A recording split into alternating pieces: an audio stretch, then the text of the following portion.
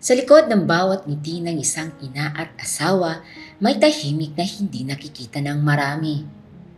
Ito ang kwento ni Ate Felma, isang babae na araw-araw lumalaban sa hamon ng buhay.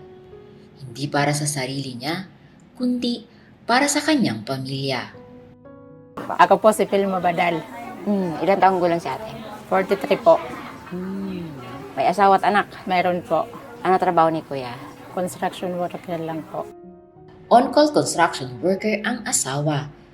Hindi sapat ang kita. Kulang na kulang sa isang pamilya na 3 ang anak at nangungupahan.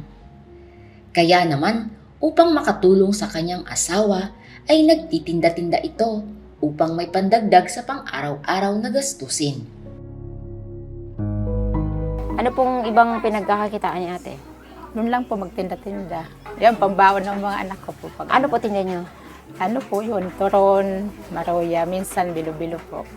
Sanay sa mga gawaing bahay at kung paano pahalagahan ng oras. 11 dekada kasi itong namasukan bilang isang kasambahay.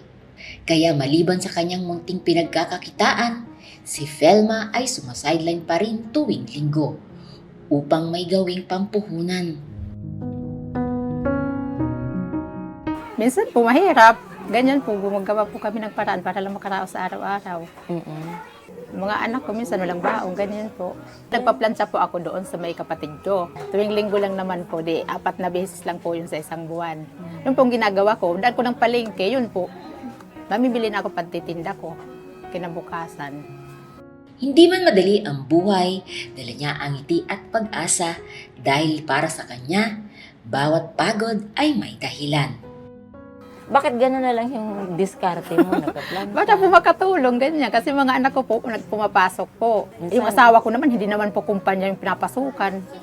Kaya kailangan ko po gumawa ng paraan para makatulong sa kanya. Sa totoo lang, magplansya, ilang oras yun, ma'am. 5 oras, kakapagod yun. Opo. Magkano?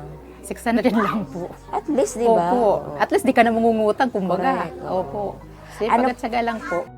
Samantala, sa kabila ng kanilang katayuan sa buhay, ay may mga tao pa rin nakapansin sa kanilang kalagayan.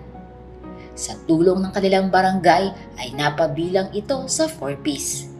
Malaking bagay po nakapasok kami sa ganyan po na organisasyon. Siyempre, Matagal po bago po kami nakapasok. Opo. Isa pala anak ko noon, ngayon 3 na.